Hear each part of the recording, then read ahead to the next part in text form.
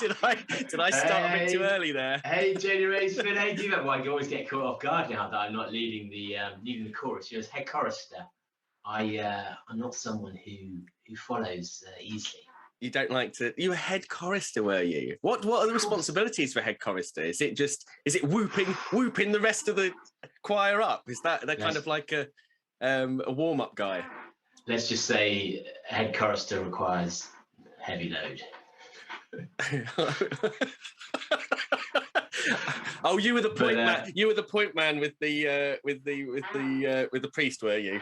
Exactly, I was the liaison. I've no idea what it meant actually. I was about I'd have been 12 at my maximum, the final at the time. I do find it's very interesting skill because you occasionally we have opportunities for you to do some singing. And they come out at very odd times when you're on national TV during a special forces event. And if you haven't listened to David sing, what was it? What was the song that you sang? I'm sure it was like Ronan Keating or something, wasn't it? Oh yeah, Ronan. I thought you meant when we did the advert and I did. No, that's a completely different one. I think you sang. You say it best when you say nothing at all. That's it, when you say nothing at all. Yeah, so you sang that. And then you sang, and then you did the advert for Caffeine Bullets. Yeah, I nearly forgot that. And then also you did a special Feed the World Day. What's it called? The Live Aid style thing where I saved millions of Africans through my singing. Is that what? I don't think it was. I think you were taking the piss out of the fact I was injured, which was. I think that was the point of it. Yeah, wasn't it? Was there something like, "Will Jody ever run a tour at Christmas" or something? Yeah, that's it. That's quite good. Yeah, he never trains. Yeah, I forgot about that. Oh, that was good. One. We need more of those. We need the Bad Boy Running album. The thing is, I can't sing, so I don't. I used to have an amazing voice. Yeah, and I used to be in loads of musicals and stuff like that. And then I hit puberty and all of my talent disappeared and I can't sing at all. I really can't. Sometimes I play the piano and I sing along to it and I think, God, this is so awful, my voice. I cannot bear to hear my own singing voice. Maybe the piano that's not tuned. That's very kind of you. That's very kind of you. You can tell a chorister. So if you ever go to like a wedding or they walk funny. Yes, and they're scared of the clergy. But the main thing is, say you're in a church for whatever reason, a chorister will look down. They'll see. You're in a church for whatever reason. There are only 3 reasons why you should be in a church. It's not for whatever reason. It's just freestyling a concert in there. A chorister will look down, read the lines, and then we'll look up and sing forward so it doesn't strain the voice, doesn't strain the throat. That is something that I still do now. It's weird in that you look around and like, oh yeah, no one else does this. Everyone just heads down. You must use that in your presenting as well. You must look at the notes, head up, project. I guess I never really use notes when we present, do we? Oh, fuck off, will you? Notes? Why do I need notes? But I'm making it all up as I go along. But how are you today, Jenny? You've already had an incident this morning. I did have an incident at the petrol station, and it wasn't me collapsing because of the price of petrol. It was it was just an altercation with the guy in the petrol station. Who was just being really, as in the person who was the person who was serving. The person who was serving, and I don't know what it is recently, but we were like at ridiculous high levels of unemployment. Not to say ridiculous; it's not ridiculous; it's great. We're at very high levels of unemployment, and so people are desperate to get anyone to even turn up to work, which means the level of customer service has taken a significant dip everywhere. Because people are just so desperate to keep their businesses running, which is understandable. But sometimes it manifests itself in a way where you're just like, fucking hell, I'm not putting up with this shit. And this guy, there was a woman in front of me, and I didn't hear what the start of the conversation was, so I didn't know what had happened before. But he was being really rude to her. He was like she wanted to, you know, like when you put something through a till and then someone says they want to scan something and you're like, oh, I've got to cancel the transaction, stuff like that. He made that out to be the most complicated thing he had. And he got really out and he pulled her card out of the machine and slammed it down. And then he said something ridiculous to her, like, it's because of stuff like this that I'm behind. And then I was like going, fucking hell, like this is, I don't know what she's done to him, but there's, you know, but, and then he goes to me, number. Was there a little bit of delight of you, like, here we go. There we go. It was just like, I was kind of looking for it a little bit as well. I was just, and so he was rude to me, just goes, number. And I'm like, you don't have to be so rude. And he was just like, well, I only asked you your number. I'm like, it's your tone. And actually, everything about the way that you've been interacting with customers since I've been in here is horrific. And the way you've talked to her, yeah. And I said, the way you've talked to her is absolutely awful, slamming her stuff around. It's not her fault it's not her fault that everything's going wrong. It's your fault completely. And so, and then just before she was, I don't think he'd have spoken to her. Did you say that loud enough she could hear as she was leaving? Well, no, because then I turned to her, because when something like that happens, it can really fucking ruin your day. Like if someone speaks to you like that, and she kept apologising to him, and I don't know why she kept apologising to him. And I just turned to her and I said, "You have a really nice day," and walked out. I think she's not gonna go the rest of the day having a shit day because he's been a dickhead. And then I came back home and I told Libby about it, and she goes, "Oh yeah, he's a right fucking racist, that guy." No. Yeah. Really? Yes. He goes, he's a really grumpy guy and a bit of a racist as well. And I didn't know whether he was talking to her because she was a woman or because he was Chinese. But I think the combination, if that was a man, he didn't start having to go back at me. He was just doing it because he like had that little amount of power. And he was being so fucking rude. It was unbelievable. She should have just knocked over one of the. I don't know. That's the thing. I don't know whether she'd done something to really piss him off. But regardless of that, there was no need for it. His behaviour to it got worse as I was in there. I think you should go back throughout the day. Just keep on nipping in for milk. Just go nipping in and say, "You're still being a twat, are you?" Or just always make it really long. Everything that it is. I just go, can I get these coupons? Or bring in like 12 cards and all of them fail. Like all cards that haven't got any credit on them. Just go, beep. Oh no, that's not working. Can I try another one? Beep. Can I try another one? I love viewing public spats and little interactions like that. And because it tells you so much about someone's mental well-being at the time.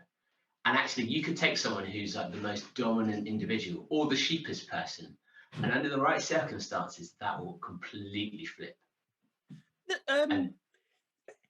It's one of those things where I think he seems to be the kind of person that just he gets away with it loads and no one ever stands up to him because I imagine there's more at that time in the morning, there's probably more, well definitely when I was there, more women coming in there and stuff like that, and he's just talking shit to them, or he's just being really if he came up against like a van man, like a white van man, he wouldn't be fucking talking to them like that. You need to go undercover as a woman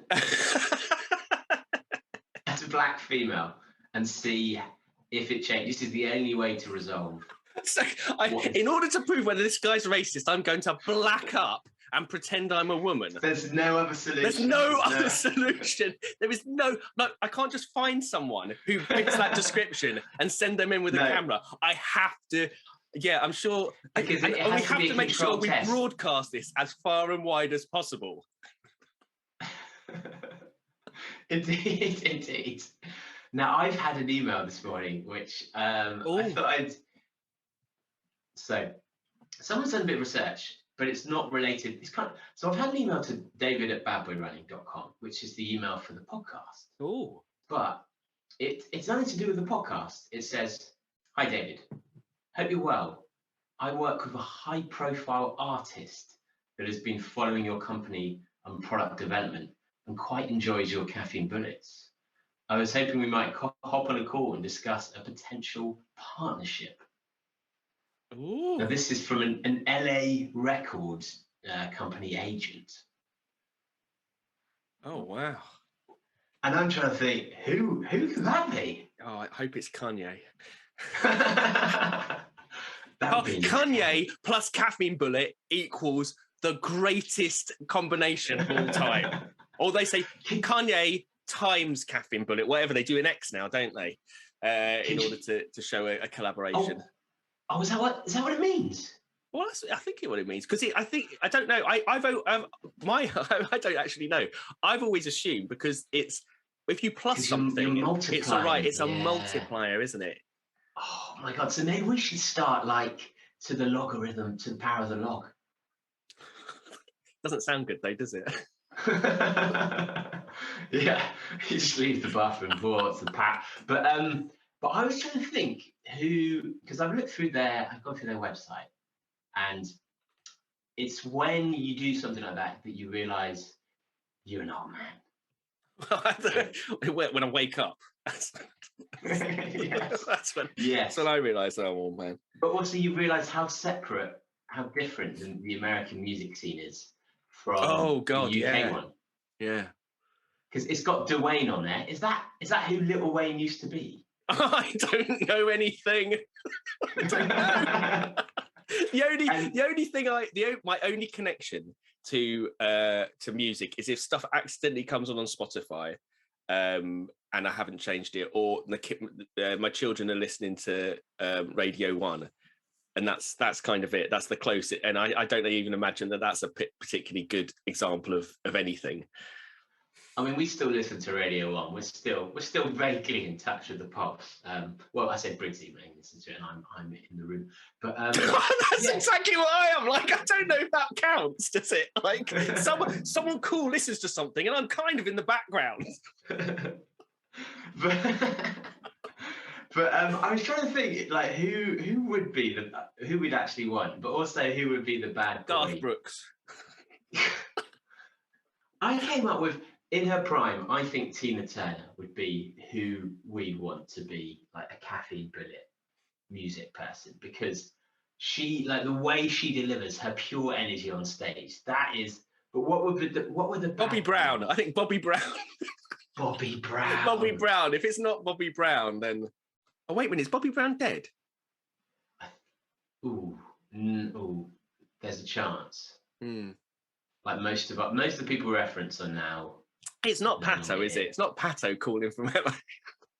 It's Pato calling. Go, can you please stop using it now? It's got embarrassing. You have to stop using it. But we've got quite a few. I've got quite a few little updates for you. So, firstly, Mo Farah is back. It seems, which is quite. Right, what's the advertising? What?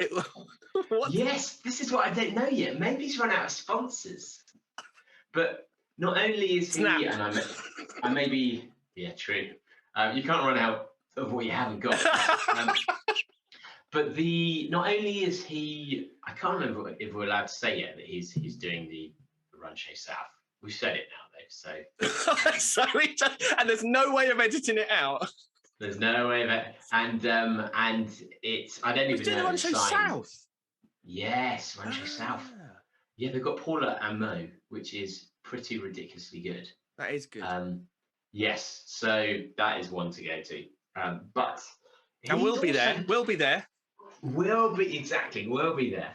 And we're not going to be on stage the whole time either, which means we actually have a bit of time to say hello to people and not just be walking around as like slightly confused, nervous wrecks. But yeah, he's now signed up to he's doing the Vitality London 10,000. And he's also doing the Great Manchester Run. So people are trying to figure out what that actually means. Like, is that just he's turning up for a payday? Or is he using these as kind of ways to test his ability, like to see where he is? Because apparently he is doing quite a good training block at the moment. Yeah. And so is this him testing in the water for a return? And if so, what will that look like for someone like Mo Farah? Is it just, can I win a marathon in a despotic country and therefore get big dollar for turning up to promote their marathon? or is it pioneered by David Hellard? Indeed. Somaliland is not a no, I know, spot. It's a wonderful place. Well, he should be able to win the Somaliland marathon, shouldn't he? He certainly should be able to win that.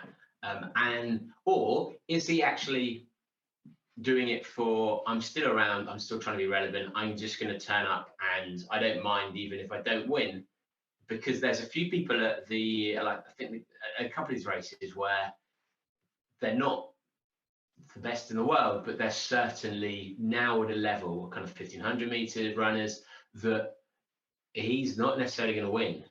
Or is this actually him? He's just a bit bored. He's had his half year with his family and he's like, I've done my time with them. My children are old enough, they now hate me. Or is this him actually thinking, let's see if this could be a full comeback?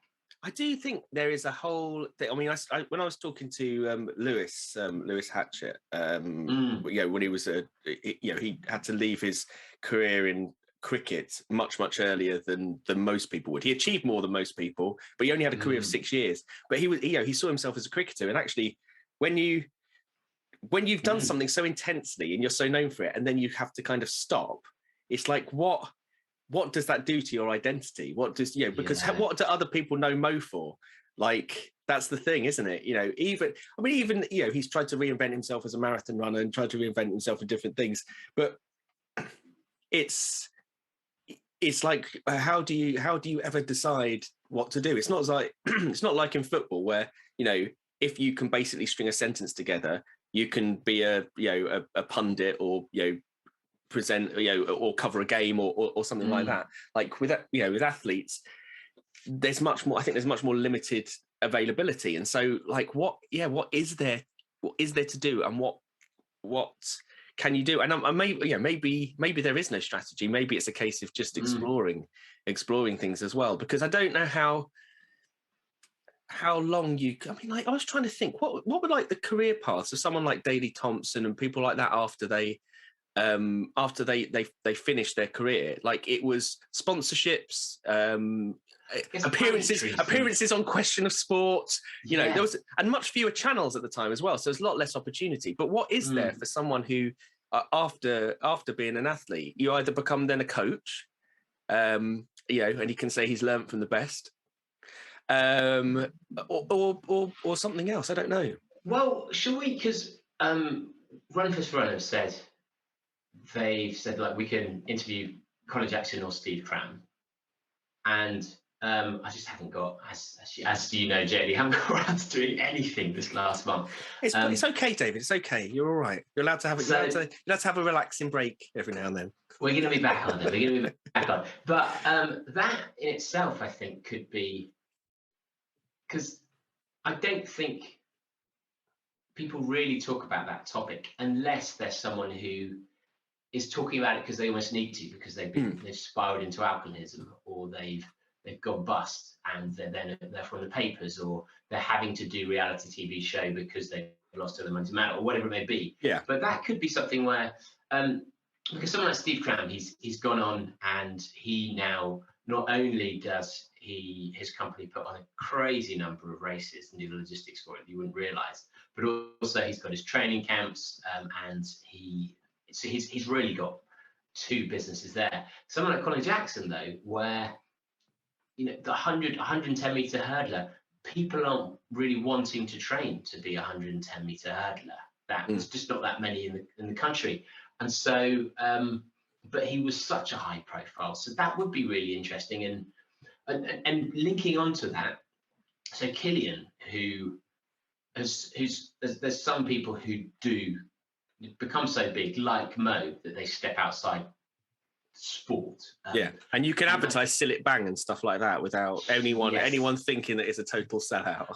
And I love the fact you even got the brand wrong, which is even better. I know. It was Mr. Muscle. It was Mr. Muscle, wasn't it? Or you can advertise the Collective yogurt. What are other misrepresentations of brands? Or you can advertise Colgate toothbrushes.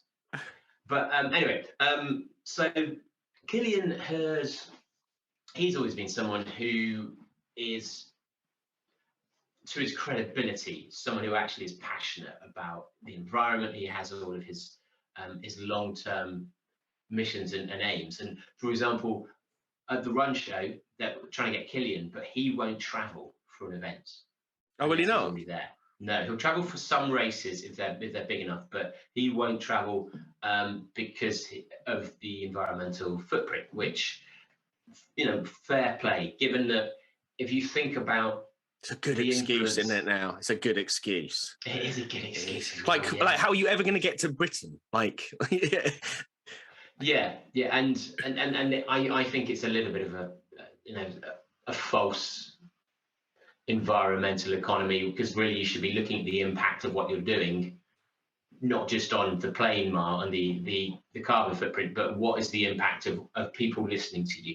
Yeah. And him coming and talking about the environment in London will have in Birmingham will have a far bigger impact than him not, that one plane flight. But anyway, so he's been going through the last few years. We've seen him do his challenges and almost be bored of running, been there, done that, gone to do his Everest things. He's been doing his snowshoeing and his ski mountaineering, but he's now, this is a huge step.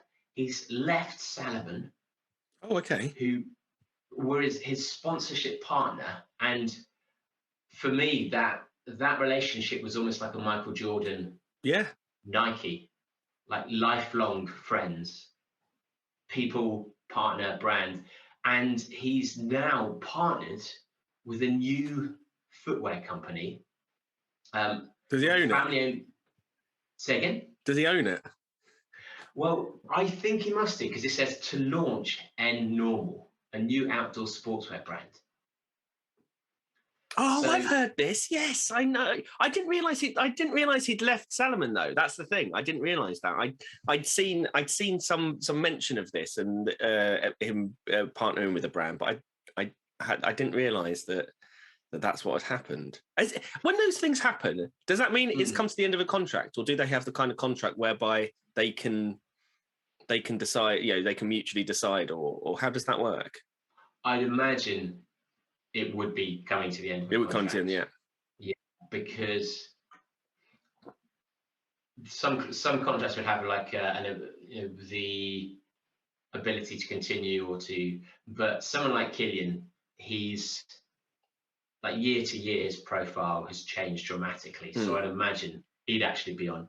And because he's now superseded racing, where he's not worried about getting injured, he can do more for you, whether he's running or not, than any other runner. So yeah, this would be really interesting to see. I think the intention is that they're trying to create shoes that are, gear, which is very durable, with the intention of people not rebuying constantly. Right. So what I'm genuinely interested to see what the shoes are actually like, because I still don't really understand how big a barrier shoe technology, shoe manufacturing is to launching your own brand, because he'd have been involved massively in the development of some of the Salomon shoes, because in the same way Jody would have fed back, and you have your testers. Killian would have been their absolute tester for change this on the bag, change that. So he'd have helped with the development, but it doesn't necessarily mean he's got any true understanding of the science behind the materials, or even how to use the manufacturing process. So can he tweak what he's learned with a brand that aren't known for shoe wear that is like this? That's a big differentiator, in the sense that these are shoes built to last. Because I don't know what of course, being built to last isn't the priority for shoe manufacturers generally, running shoe manufacturers generally. It's performance, isn't it? And so I'd just be interested to see how that looks like, whether, because he's someone at the highest level of performance, and is he's going to trying to, because I can't imagine that you can get both. I think if you could get both, I mean, I know it's not in the interest of the shoe companies to get both, but I imagine that if someone, one of the shoe manufacturers would have, been developing that. But if you can get both, or is it going to be a case of part of the work of the brand is to convince people that they need to give up some element of performance in order to have something that lasts longer? Or these aren't necessarily racing shoes, or or whatever it is, something that goes against what he stands for, which is the highest level of performance. Because I think that's what Innovate have tried to reposition themselves as, because they had that really bad spell where they were looking to sell. They reduced their manufacturing costs and the quality of the shoes just went, and they responded with the graphene shoe, which in theory, graphene is the strongest, lightest. And so in some respects, if you can meld that into the science of your shoe, maybe it is possible to have both. But that will be interesting to see whether, is this a lifestyle brand of running, or is this a performance brand of running, or will it go for both? And also with runners, how often are we actually racing? Really racing? It's not that often. And so if I think of my shoes, I will have special clothes and special trainers when I race that I save, partly because they're the better performing trainers and I don't want to wear and tear them, but also partly for that psychological boost that you get from putting on it. Hey, it's match day. This is special. This is different. I'm putting on my magic shoes, my magic pants, all that. So it could be that actually the way this is almost seen as, this is your 80% of running. You wear these, and you then buy your Vaporfly. Yeah. It's weird. Like, if it's a lifestyle brand, it's like that makes sense. But normally, if you're promoting a lifestyle brand, you have to have like Michael Jordan type cut through for it to be a mass market proposition. And as well known as Killian is, he's still not really known outside of running.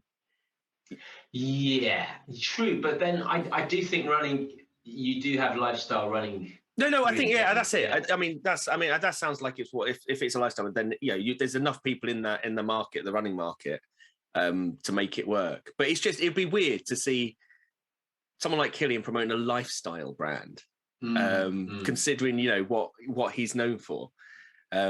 Yeah. Well, and fair play to him. I think this is, obviously I might get in trouble with Salomon, given that they pay my bills. But I think if this is me cutting my own hands off. But it, as a move from a business perspective of brand Killian, this is a good move. It's got, well, that's the thing, isn't it? Like you have to make a move at the right time. Like when like, just think about like Michael Jordan, that what is actually a very short period of time of his success. Because incredible amount of success, but that has elevated him like so far beyond being able to retire when he did, and so far beyond that, and being able to be associated with that, and for it still to have cachet now, like nearly 30 years after he won his last championship, and it's that kind of level. So you have to, like, the timing of it is really important, and I think it does seem to be a really good time. And that's maybe where Killian could have done it differently, where even with David Beckham tried to create his own logo with the free kick with his arm to try and create some kind of cachet around him, to create that dynasty of product. And Killian certainly had the power to do that at some point. He was so big, and they haven't done that. There's never been a Killian Jornet shoe in the way there has been with Jordan. And that maybe from both sides, in retrospect, Salomon were like, that could have, they might be seeing that like, thank God we didn't, because Killian's now left, or like actually if he was here, maybe it would have tied in. But this company is going to live and die on the quality of that shoe, and they're not going to get that many chances. No, because if your whole raison d'etre is durability and being better, given that there's an assumption people are sacrificing performance already, if you aren't actually, if suddenly people go out and they're ripping on the upper, it could be game over very quickly. I think with any new product, and particularly with shoes as well, it can't just be a bit better. It has to be like 3 or 4 times better in order for it to really, really cut through. Just a little bit better, not because people are still emotionally tied to the shoes that they've always worn. And, no matter how much they, when you're thinking about reliability and durability, you just, knowing so many brands and having used so many brands, you've got those years and years and years of experience and emotional comfort of wearing those things compared to something that, you might not have as much connection with. So the kind of the brand power of all of the shoes that they have and the experience of people go, whatever comes along has to be either incredibly different, like look different, like feel different, do something completely different, which I don't think it can. I can't imagine shoe technology or anything about that's going to make that massively different.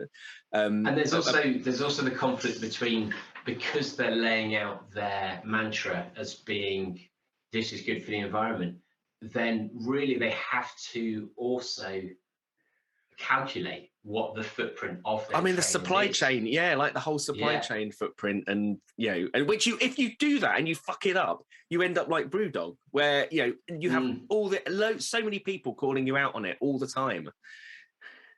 Yeah, and especially where's the sacrifice, because it could be that you're using a product that is traditionally not great for the environment, but then if it lasts a lifetime and the intention is that people use it for a lifetime, then actually that could be better, depending on how you calculate it, than something that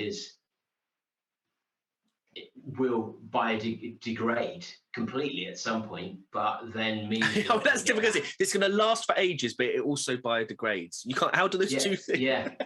So that's the issue. There's a huge conflict in there, which they may well resolve. But yeah, we're hoping to get in touch with Killian and the NM and the N normal team to talk about it, just because I'd love to understand that process of how do you actually take an idea of someone like Killian, where he'll be right at the front of that design, and translate that into product with the understanding that would be needed of manufacturing.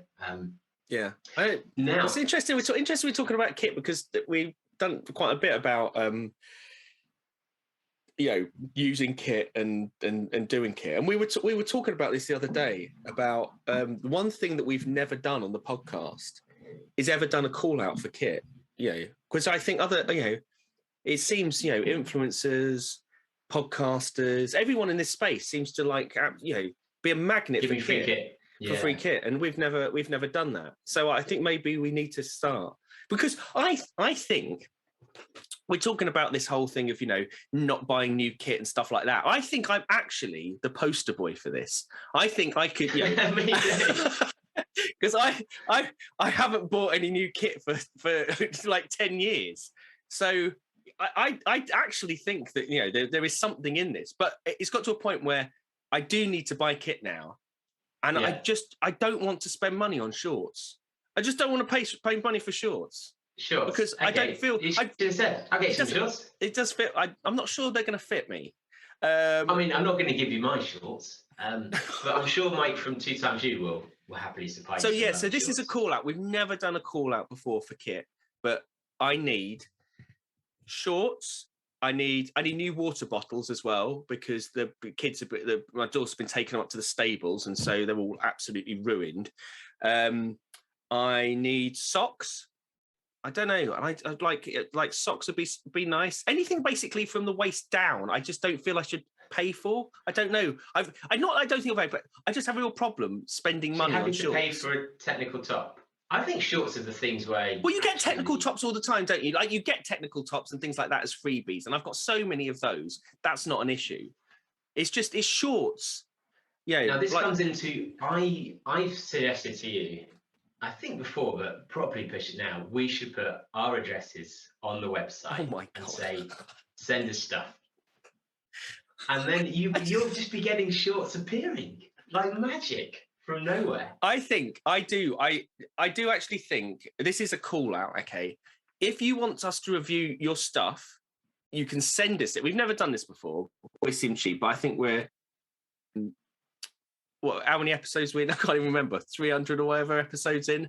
And I think, I think it's clear now we didn't set up this podcast in order to get these freebies, or we've been playing an incredible long game. And here with this. But if you send us stuff, we will review it. But you'll send us stuff on the proviso that if we review it, it might be the shittest review that you've ever had. And we won't do it just because you sent us some nights and stuff, everything. I used to do it as a journalist, used to get sent loads of stuff. Put my address on the website. I am happy. I mean, you're just worried that someone's going to come around and steal your pony, but we don't keep the pony at the hall at the house. That's that would be a bit weird. Is that in the servants' quarters? No, exactly. It's open. But put my address on the website because I want to see what people. You want to put your address on the website. The thing is, once I accidentally gave out my address, and do you know what happened? I got a fuckload of do-badders sending me stuff about triathlon. Yeah, that's what I got. That's funny. I welcome. No, but I don't want 17 Ondine Road, SC15 4ED do-badders. That's mine. Shall I read out yours, Jody? No, don't read out mine. I don't want people to know what my address is. Now, actually, we're gonna quickly talk about someone who sent us some stuff. Because have you got any food in the post? Oh my God, yes. It's actually really good. It is really good.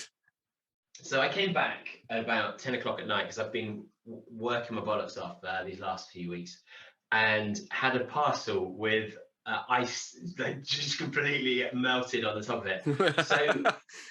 Do you remember when we did the adverts for Goodness Shakes? And there were some amazing ones with like Lee Stewart Evans, where he's holding a chicken and his haircut changes, and like Stephen Smith, I can't remember what he was doing. So that was because Alex, who was CEO for Goodness Shakes, was a listener friend. He's now moved to a place called Field Doctor, and they've sent us loads of ready meals, basically. But they're meant to be, I've not read anything more than that. So I think we'll do a competition along the lines of the previous ones. I'll message Alex again. So have that in mind. We're going to come up with ideas for videos, or just being stupid ass stuff as usual. We normally look for sponsorship or something, but it's a buddy, so it's fine. And what I know there's a reason for them. I think they're definitely healthy because they're really healthy. And actually, looking at I've not had one yet. I've not eaten one yet.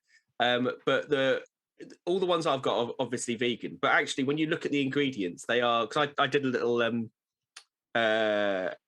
story about it on my Instagram. And I tried to do that, and it was just awful. So I thought Jody would do it. Yeah.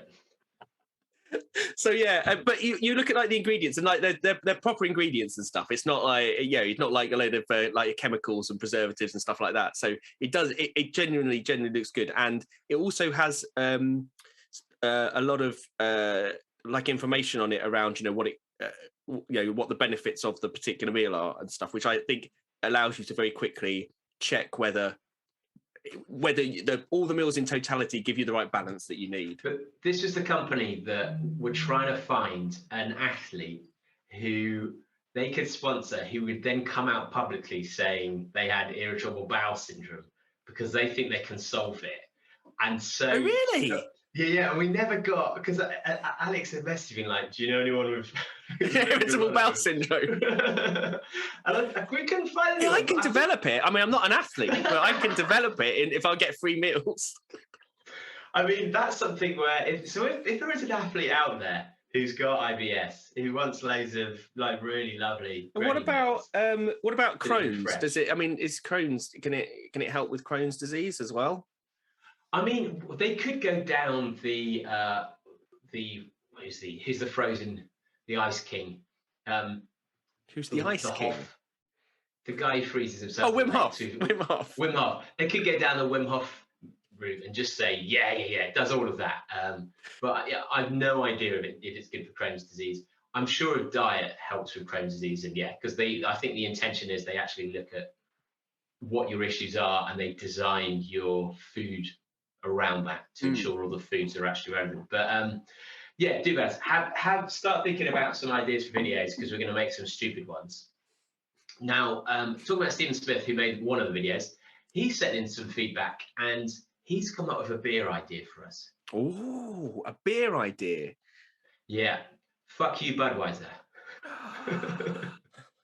I mean, they're quite a big company to collaborate with. I mean, we couldn't do it with Brewdog. I'm not sure the biggest fucking beer company in the world is going to. Oh no! Unless they do, if they can get something that's worse than Bud Light, that would be a good one. Fuck you, Bud Light. Fuck you. Yeah, I don't know. Fuck you, Bud Light. Yeah. So I thought that was a brilliant name. If there are any breweries out there who want to take on making that for us, we'd be keen. If you fancy incurring the wrath of the biggest beer company in the world on a intellectual property point just for a laugh, yeah, let's do it. I was wondering the other day, I can't remember what I was thinking about. Oh, did I tell you about the cease and desist letter we got? No. Well, it's not quite a cease and desist. It's a warning letter. From Dopio? A warning letter from...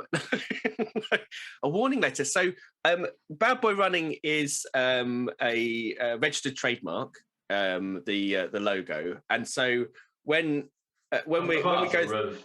Pardon? Of ours or of... Ours is a registered trademark, yeah. By us? By us, yes. Okay. So I go around registering other people's trademarks. That's good.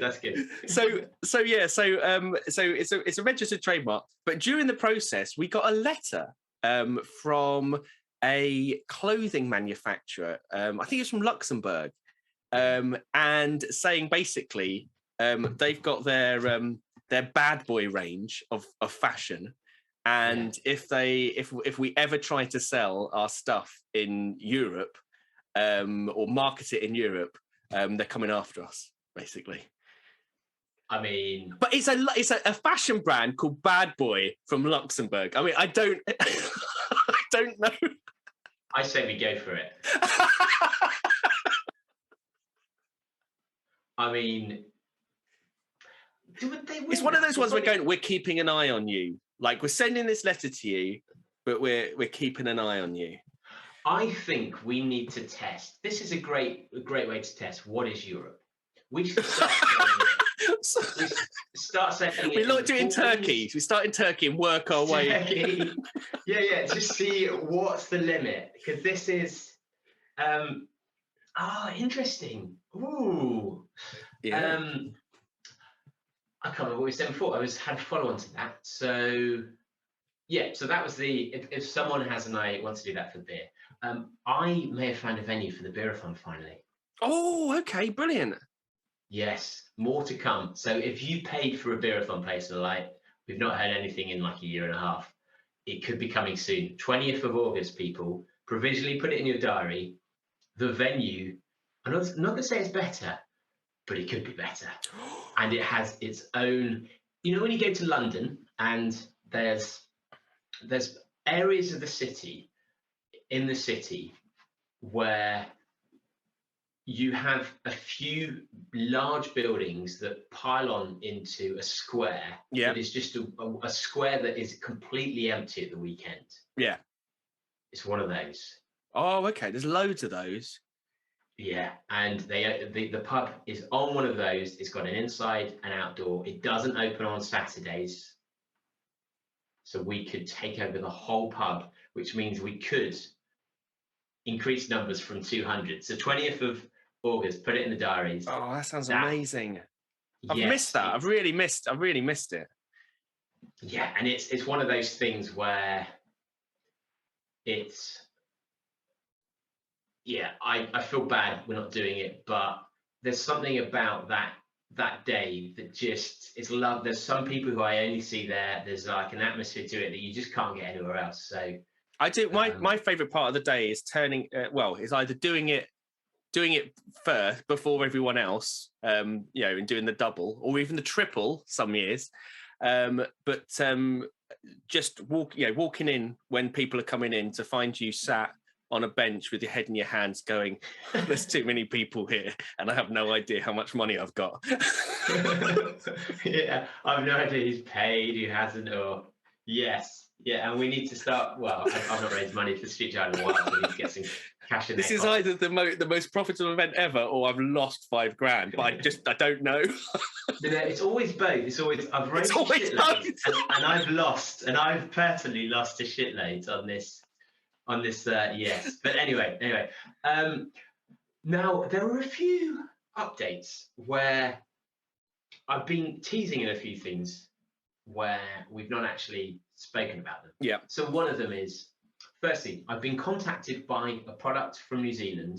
They clearly know the podcast well, and it sounds like it's potentially a really good product for helping runners, recovery athletes. Yeah. And they want to come on the show. I'm happy to talk about it. We're going to talk about it. Probably not on this episode, but what do you think to the idea?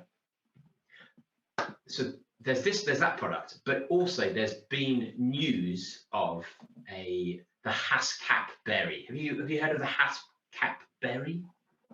What? What's Yeah, that? exactly right.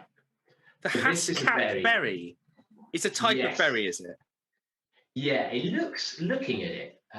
Do a quick Google.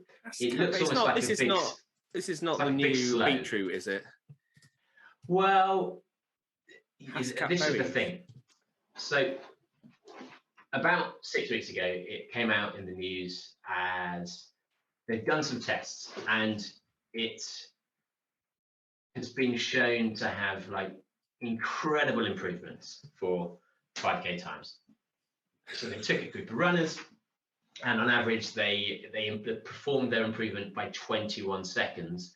Now, given the stats that they've used, they said that's greater than 2%. So given the stats used, that these were quite good runners for that to be 2%. Yeah. So I'm always intrigued by this. It was a double-blind, placebo-controlled trial, which is always good. That is what you want. How many people? How many people? Not many people though. That's the trouble. And the issue is with something like this is, firstly, if you think about the beetroot, the nitrates, when that came through, that was really impactful, and actually it's really good for some people. But they did the studies on a certain group of people, and they showed that actually the impact on people who are training a huge amount already. So anyone from probably who's doing more than 50 miles a week wouldn't see the benefit in the same way. So actually it was a wonder drug, but not for everyone, but that takes time to come through. Yeah. So a lot of the excitement and the mystique around these things is, will it actually change? So I obviously straight away email Prof J down in Exeter University and say, we can do that, can't we? Just well, well, firstly, he's super fun. Firstly, he's super nice, and thirdly, this is what he lives and breathes, right? Yeah. So he'd never heard of it, and then when I asked him about it and said, like, what do you make of it? I said, have a look. It's being titled as a new wonder drug for runners. So he said he knows the person who's done the test, so he doesn't doubt the results. He said, however, it'd be good to see if they stand the test of time. You need multiple studies showing the same thing to have confidence in these things. There are a lot of possible alternative berry and other food stuff that contain high levels of polyphenols. And that's the thing, that they didn't actually, there wasn't really a direct hypothesis from what from these berries was helping people. So what I was thinking of doing, and no one's agreed to this, but we've been approached by this company in New Zealand who work with some really good runners, including Ruth Crofts. And I thought, why don't we try and get Professor Andy Jones on a podcast with us and with the representative of this brand, who it really looks like are backed by scientific research, and for almost to do like a live analysis of what we need to do as a consumer when we hear about a brand like this, like how would Dr. J analyze Yeah. the studies? How would he analyze the impact? How would he assess and just hear the best in the world, their process and how their mind works, that then going, so how did you do this? How did you do that? So that we can then approach everything with that same kind of analysis structure. Like what's his criteria? What's his checklist? His mental checklist for going through it? Yeah, that's a great idea. Yeah. Okay. Cool. So I'll. We need to send. We also need to get. What we need to do is record that and send that to some journalists as well. Yeah. True. All journalists. All marketing journalists. Yeah. So right. I'll see if I can put that together then. I feel we've done. We still haven't talked about. About Snatch, have we? Oh no! How big a discussion is that? Not a big discussion, but I think it's lovely. We talk about the film Snatch. Yes, excellent film. Also, Lock, Stock and Two Smoking Barrels back on. Is it Netflix? Well, it's online somewhere. Which it hasn't been available either to buy on DVD or to stream anywhere up until recently. And so that is. I'm delighted with that. I'd like to watch that again, actually. But I was going to try and round us up. But sorry, you brought that up. Actually, now you brought that up. So I had a Google alert saying from a Guardian review of the director of Brass Eye has gone through his tapes that were sat in his box. And he's created a film of all of the outtakes that couldn't be used, that didn't fit into the rhythm of the episodes of Brass Eye. And he's touring it. It's probably too late by the time it comes out because sadly I heard about it and the last one in London was that day. So I just turned up at Picture House Clapham and just walked around and said, has anyone got a spare ticket? And thankfully they did because it was sold out. But have a Google, people. Oxide Ghosts, it's called, isn't it? Oxide Ghosts. Oxide Ghost, yeah. If you've never seen Brass Eye before and you're a listener, watch it. It is. I do like it whenever they do it. They go, could this be made today? I mean, the thing is, it couldn't really be made then. No, it couldn't. It was massively controversial then, and it was massive. And the thing is, I do think it's weird because I was like, it's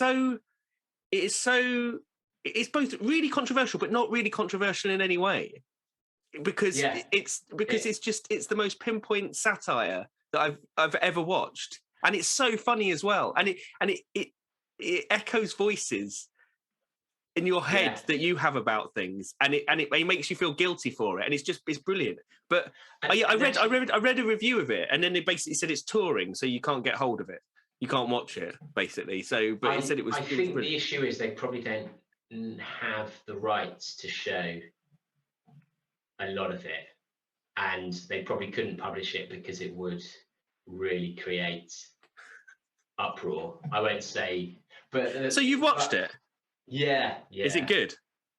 Yeah, it's and part of it is just, I think if you watch Brass Eye again, that would be a similar experience, because a part of it is just reminding yourself of how nuts and how ballsy a TV series that was. And it almost it makes me wish, they've done it a bit where people have gone out and asked influencers to promote things. Yeah. But that was more as an expose. Whereas I'd say now you need it more than ever, because previously the real joke of it was that celebrities will do anything to bolster their position, or if they believe that there is a bit of a good cause, but mainly to get on TV, to be seen as a nice person. But there's never been a time when there are more people looking to profit from influence than now, more desperate to get in front of people than now. And so it's needed for now. Yeah, well, there was. Do you know what? It was funny because I read that, and then immediately after that, video popped up of from a couple of years back, and I don't know what the program was, but they did something almost exactly like that, and they were getting influencers to promote this brand that had cyanide in it. Yeah, and they were just like go, yeah, and I think they were saying things like, yeah, it might kill people, but it's it's a really good brand, and we're really happy to pay cash for it, and all this kind of stuff as well. It was like as a diet drink type thing, I think. Oh, that's right. It was Amy Charles or someone, and but do that. If you don't know what Brass Eye is, basically it was the greatest TV program ever. But yes, the question I have for you is that Chris Morris has driven that and everything, but that must be one of the few times you actually see behind the scenes Chris Morris, because he's so secretive and he's so mysterious, and you don't ever see it. But that must be one of the few times where you actually see him being him, because he never does interviews, he never does anything like that. He's always been really careful about how he's presented himself to the world. Well, he's done a couple of interviews with Adam Buxton, which were really good, but you don't really get to see him behind the scenes that much, other than every now and then he'll laugh a bit, but it's just there's never been anything so ridiculous than Brass Eye. So, if you don't know what it is, basically there's a show called The Day to Day that Alan Partridge was spun out of, which was a satirical news show. Also, In the Loop really was span out of that, the idea behind it, with Armando Iannucci, various other things, and Leon Herring, Fist of Fun, Stuart Lee, all of that.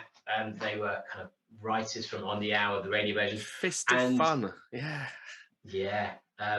and even the Alan Partridge, that whole school then led to Sliding Doors, was written by one of the writers. I mean, it triggered all these things, not triggered, wrong word, it spouted all these things, birthed all these things, and seeded. And the Day-to-Day was, it looked like Newsnight in the UK. It was spoofing Sky, wasn't it? It was spoofing this whole 24-hour news cycle thing, and it did it really well. But then Brass Eye went to just a different level.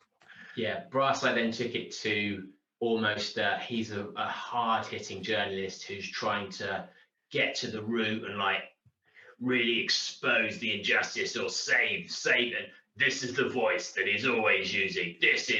And he's doing hard political commentary where he, in essence, is asking people who are celebrities to talk about things that they're clueless about and they're just desperate to get on board with. And Sacha Baron Cohen is probably the nearest thing that's happened to it, with his latest series where he was doing it in America, where he was trying to, I guess, lampoon a lot of senators. Yeah. But have a look online, and I think now more than ever it's probably ripe for and I guess Sacha Baron Cohen's done the equivalent of that in the States. But I went along, it was great. It was partly a walk down memory lane, partly it makes you realize, actually, all the things that happen in that show are so ridiculously out there and could be interpreted as offensive, but actually at the root of it, none of them are offensive because of the context and the way it's done. And that's what I think we've lost the nuance of now. Well, I think it's one of those things, and I do use it as a judge, where you get someone to watch it and their response to it tells you everything you need to know about that person, which is the same thing as saying whether you're my friend or not. That it's almost because you know that if someone sees that for what it is, then you're going to get your humor, and you understand nuance, and you understand satire. And if you go through it going, oh my god, that's so offensive, or you find anything offensive, there is nothing offensive in it, because it's taking the piss out of the nature of trying to be offensive and making things offensive as well. So it is brilliant. So, and then having said that, you're going to start with watch the paedophile special. Oh, I wouldn't start with that. I'd start with the drug one. Yeah. Oh, the drug one is good. I think the paedophile. I don't think the paedophile special is anywhere online. I'm not necessarily. I think that's been Yeah. As well. Well, we'll leave you with that, D-banners. I'm sure there'll be some D-banners who are in on a that country note, that have never heard of this and been like, what the F We started with jokes about priests. We end on the paedophile special. Let's not say we just go down a single track each time. We do. Well, thanks for listening, guys. If there's any guests you'd like us to interview in the future, then do message me directly, david@badboyrunning.com, or message on Instagram, and we'll. It may take us some time to respond, but we will get back to you, all of you. And thanks, Kirsty Harper, for your suggestion of a podiatrist. We've run out of time this week, but I'll mention them in the next episode. If you're watching, sorry. You go ahead, Jody. I'll say, if you're watching on YouTube, please make sure that you like, that you subscribe, and leave a comment below. If you love Brass Eye, tell us what your favourite Brass Eye episode was, or your favourite Brass Eye phrase or sketch. I see. Or if you think there's a band or an individual that best represents Bad Boy Running, who is it and why? And that we'll put that as a question in the group as well, just to see what people's responses are to that. Oh god, we haven't even talked about the poll that you've run as well. Then your next poll. So actually, if you want to see the chaos that is a Bad Boy Running poll, just head to Facebook, type in Bad Boy Running podcast, answer 3 questions, and we'll let you in the group and you can continue. If you want to purchase merch, we have merch available at store.badboyrunning.com. So thanks for listening, guys. Please do review us. It really helps with our profile, which helps get good guests. And we'll see you next time. See you later.